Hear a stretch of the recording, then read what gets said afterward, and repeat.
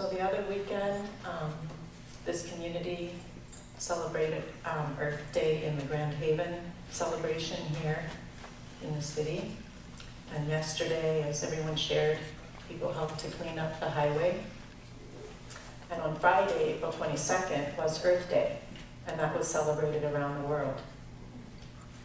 Earth Day has its roots in an oil spill in Santa Barbara, California. Here's a little news clip from that spill. On January 29, 1969, a Union Oil Company platform 6 miles off the coast suffered a blowout, creating 5 breaks and an east-west fault on the ocean floor. For 11 days, the rupture spewed 200,000 gallons of crude oil that spread into an 800-mile slick. Incoming tides brought thick tar, marring 35 miles of coastline, and it also brought the corpses of dead seals, sea lions, otters, and dolphins. An estimated 10,000 shorebirds died mired in the tar. Several years before that spill, in 1962, Rachel Carson published her work, Silent Spring. And out of her deep love for the earth, she wrote hard truths about ecological destruction, species extinction, industry, toxic pollution, and her work became a bestseller. It was translated and read around the world. Years before that spill, she was warning us about such nightmares. On receiving one of her many awards, she wrote this: "Mankind has gone very far into an artificial world of his own creation. He has sought to insulate himself in cities of steel and concrete from the realities of earth and water and the growing seed. Intoxicated with a sense of power, he seems to be going farther and farther into more experiments for the destruction of himself and his world. The more clearly we can focus our attention on the wonders, the beauty, and the realities of the universe about us, the less we will taste the destruction of the human race." In 1969, that oil spill and the massive damage that it did to wildlife and such a beautiful place on this earth galvanized a response. Gaylord Nelson, a US Senator from Wisconsin, founded Earth Day. And the following spring, on April 22nd, 1970, the first Earth Day mobilized rallies coast to coast across the United States around the shared value of environmental sustainability, the need for clean, renewable energies, the need to power down, the need to create policies to protect the earth. In 1990, Earth Day went global. In 2010, Earth Day organizers worked to push the realities of climate change into policy debates at the national and international levels. And this year, 2016, Earth Day is calling on us to plant 7.8, we can just make it 8 billion trees for the earth, to divest from fossil fuels and make cities 100% clean and renewable. Earth Day emerged out of people's love and concern for places that had become badly damaged. It emerged out of people's commitment to protect places that we love around the world and to serve the earth. So this morning, inspired by the Charter of Compassion, we've asked each of you to bring a special place. A place on this earth that is meaningful to you, a place that you love, to bring it here to this gathering and to share it with the community, to introduce us to this place. Tell us why it's important to you. Share with us how this place cares for you, nurtures your spirit, and how you, in return, care for this place. So in essence, this morning, what we're talking about is our relationship with the earth, how we love it, how it cares for us, and how we give back, how we serve it in return. So the places that you love are present with us this morning, and they are surrounding us on the panels, on the wall, And the panel's over here. And there's a few unusual places that I'll talk about a little later. And after the gathering, we want to invite everyone to spend a little time going around to look at the places and also introducing your place to other people, telling them the story of your place, what it means to you, and how you care for it. And on the table here in front of us this morning are objects that people have brought, and each one points to and comes from a particular place. And so we invite you to come and explore them as well and get to know them. And the objects are laying on a piece of cloth. This is a hand-woven Lenca cloth that was given to me in Washington a few weeks ago when I was there accompanying human rights defenders. And this cloth comes from the Lenca people who are struggling to protect land and waters that are threatened by the ecological nightmare of dams and mines in the mountains of Honduras. That cloth is hard.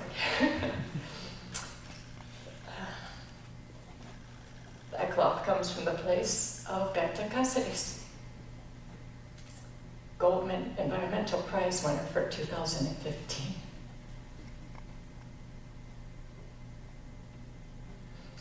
Just take a minute.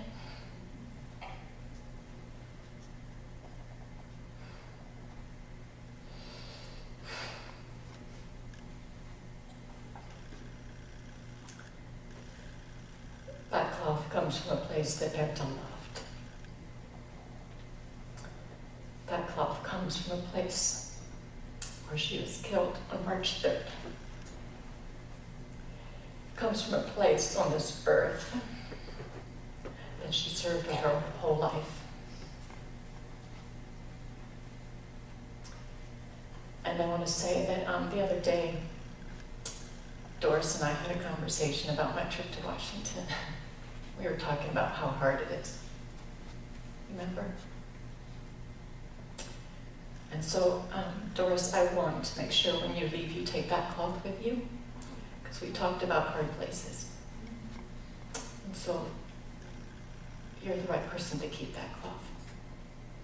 I'd like to give that to you to take home. And in the center of this cloth is a vase of flowers that comes from all of your gardens.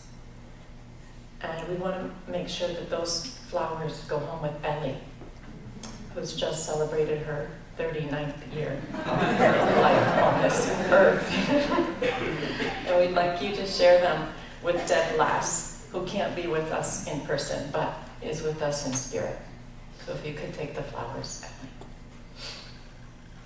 The readings this morning are from 4 women, each of them writing about the place they love, the place with which they have a relationship, a place that cares for them and teaches them, nurturing spirit, mind, body, and soul, a place that they have become a part of. They're readings from 4 women who each in their way have made a life of serving the earth. Jane Goodall and her tireless work to preserve and extend the forests of her beloved chimpanzees and the human community. And Terry Tempest Williams, her efforts to protect the red desert lands from drilling and fracking. Marilyn Baptiste, who's a sister Goldman Prize winner along with Berta last year. From British Columbia, like Indigenous women around the world who are protecting land and water from mining. And Annie Dillard's lifetime of writing that raised awareness and reverence as Earth as spiritual teacher. And this morning, 3 members of this community are going to take a moment this morning to take us to and introduce us to the places that they love. And they're going to share a little bit about their relationship with their place. And they're going to talk about why it's important to them, why they're drawn to it, how they care for it, and how they serve the earth. And so for our first visit to the first special place, David Dean is going to take us to the beach.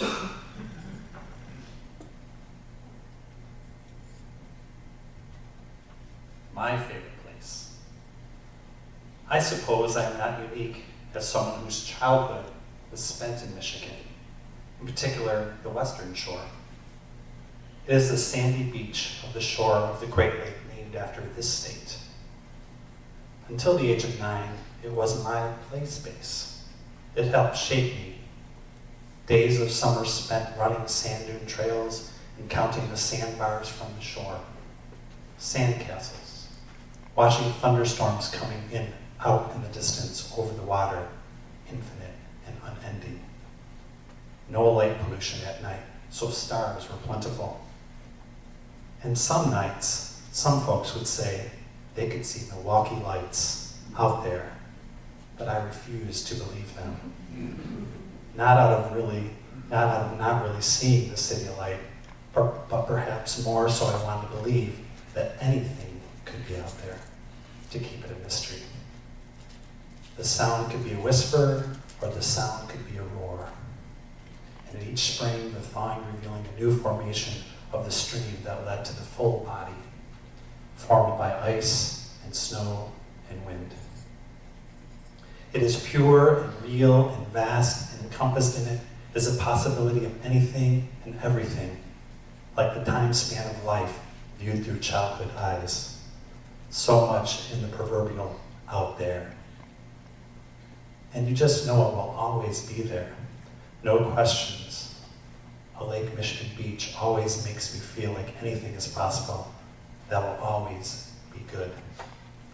So long after those days of my youth, long after I had moved away from these shores, I could almost feel its absence. I filled the jar with sand and take it with me, but it wasn't the same. It would always be my source of inspiration, and I missed it.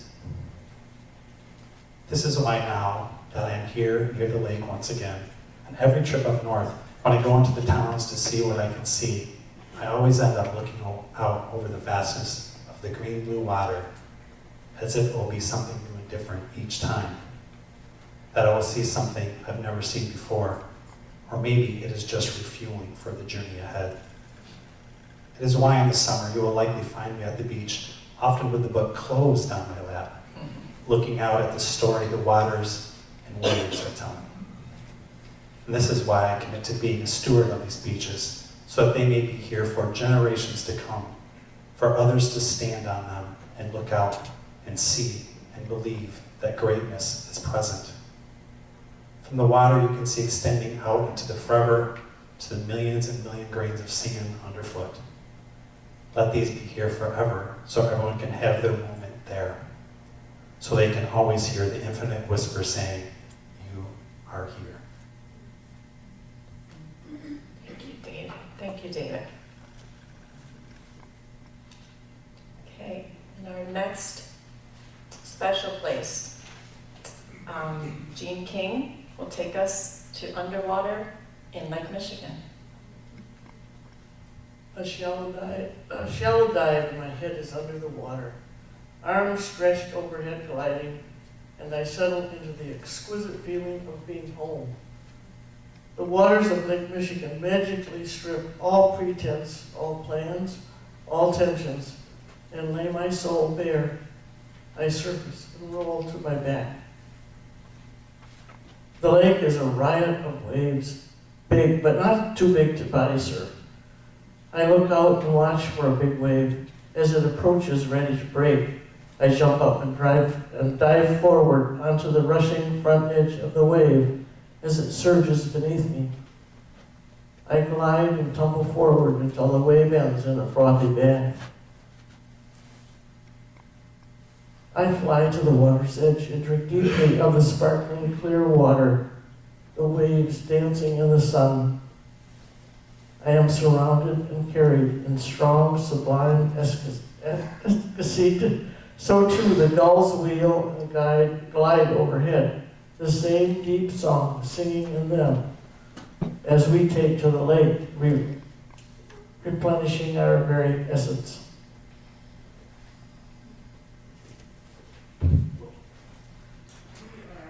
We are 90% plus water, so naturally we gravitate to the beach, Lake Michigan. The water spirits call, too strong to ignore. Swimming along on a new night brings cries of joy from lips kissing the hallowed reaches of my heart. Droplets so fresh, so beautiful, adorn the lupin and the wild roses clinging to the edges of my mind. Imagination rolls on, spilling over. I am limp, flowing in the river of life. Ah, the sweet caress of cool water, Lake Michigan. Water, elemental, carried and born in water. Homecoming. Thank you, Jean. And Steve Platt is going to take us into the air.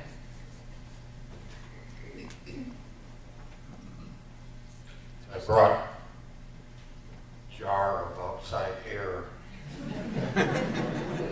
Ever since I was a little boy, my special place has been just the air, being outside, because it's different every day, and you smell it, and you smell what's going on in the world. In a city, you smell the city sounds. Outside in the spring, you smell spring sound, you smell the spring odors, and there's just so many wonderful smells. And I've always had a relationship with air in that it's so powerful, and it's so pervasive, and yet we ignore it because it's all around us. It's like they say, a fish doesn't know about water, how do we know about air? Because it's with us all the time, and I feel like we don't really appreciate it. It's something that we take for granted, but we're going to be going to Beijing in a few weeks, and I'm told that the air there is the worst anywhere. And I'm trying to get my mind wrapped around what it's going to be like to walk in a place where the air is negative.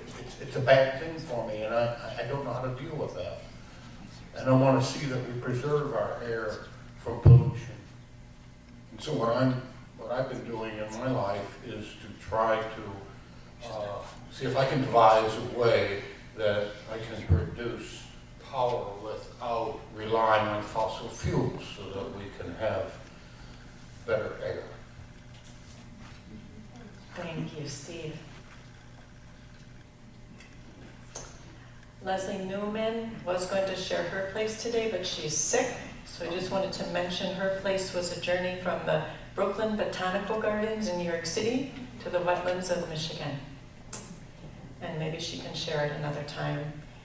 And real quickly, we just want to make mention of a yellow kayak over there. And anyone who knows Dick Minsky very well knows that if he's usually more on the water, it seems, than anywhere else, and that's his special place. And Chase told me on the way in that his special place is a person. And Chase, would you like to just make a quick introduction? Sure. Would you like me to? Go ahead. Okay. So Chase's place, special place, is a person, and that's Stacy. Stacy's sitting there right in the back row. Thank you for being here, Stacy. Thank you for being a special place. So I'm new to Western Michigan. I just arrived in July, and I'm just getting to know this place. But it had been calling to me for some time. I could feel its pull, that homecoming pull of the water. And the gentle curve of dunes and the shine on the water, the soft play of wind in the grasses, the deep expression of an ever-changing sky and the qualities of light were good medicine for the ways in which the hardened violence of mines and dams and structural poverty and militarization had impacted my inner landscape. And I'm so grateful for the many ways this place restores wonder and awe and softness and goodness and resilience each and every day. I'm just beginning to make my relationship with this place, and I was taught by indigenous peoples in the Americas that when you come to a new place, you must approach it properly, and approach it with respect, and greet it in a good way. And that it's important to know its history and its legends and its story, And it's important to acknowledge the original peoples of a place and the language and the spirituality that is infused by a place. It's important to learn from those who have loved and stewarded a place through time. And so one thing that I brought, it's on a panel over there, it's a map from the post-colonial atlas. And it's a map of this region, this Great Lakes region, with all the names in Ojibwe language. And if you go and you look at the meaning of those names, you learn so much about this place. Each name tells you about the place and the nature of the water and the land. And Ron Vanabana of this community speaks to this in a poem that he writes about a cherry tree in his backyard. So we wanted to ask Rod if he can share an excerpt from his poem, The Cherry Tree.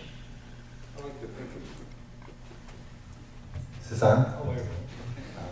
I like to think about the context of where we are, because we become so disconnected that we don't have a context in where we put ourselves, especially if we spend a lot of time in front of the TV or reading papers or indoors. So this started with observing a giant black cherry tree in our backyard. And this is part of that poem. The tree was likely there, though very small, during the war between the states. But the river by our town, that was here long before. It was called the Washtenam. And about 10,000 years ago, like Great Michigamme Lake, was carved in the earth by glaciers. The tree, our house, and our thriving town, Grand Haven, perched between the ancient shores of the winding river and the fresh water lake on ground where tribes other than ours lived once, hunted, planted, fished, and thrived. And our whole country squats on land framed by two great salt seas. The sea on the east bore white people here half a millennium ago. The sea on the west hides lands from us from which the truest natives of this land likely came some 2,000 years ago by crossing an icy land bridge, Beringia.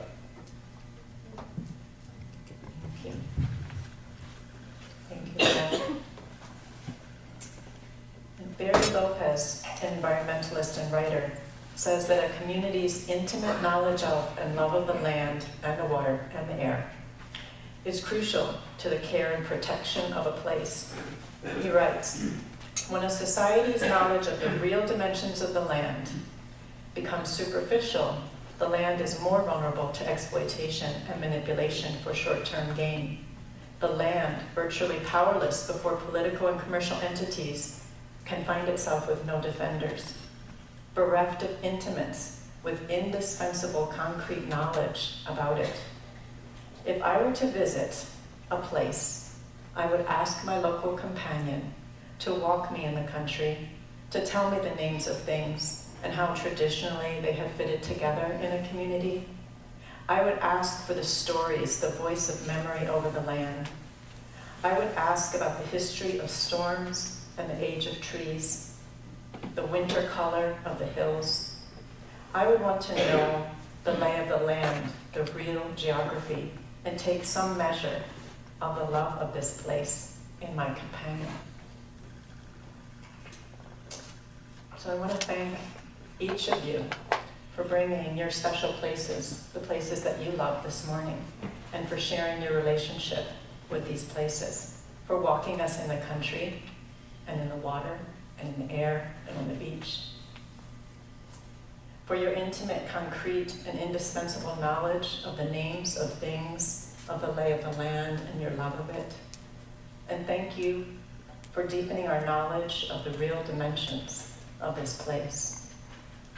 And the question going forward is this: what are we going to do to assure that the land that we love is less vulnerable to political and commercial entities, to short-term gain, to assure that it does not find itself without defenders or bereft of intimates?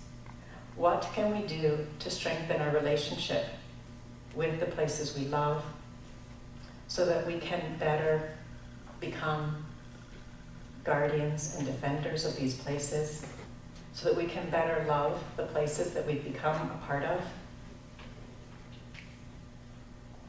So along with the Charter of Compassion and Earth Day, we want to invite every one of us to identify how we can take compassionate action to love and protect and serve this earth.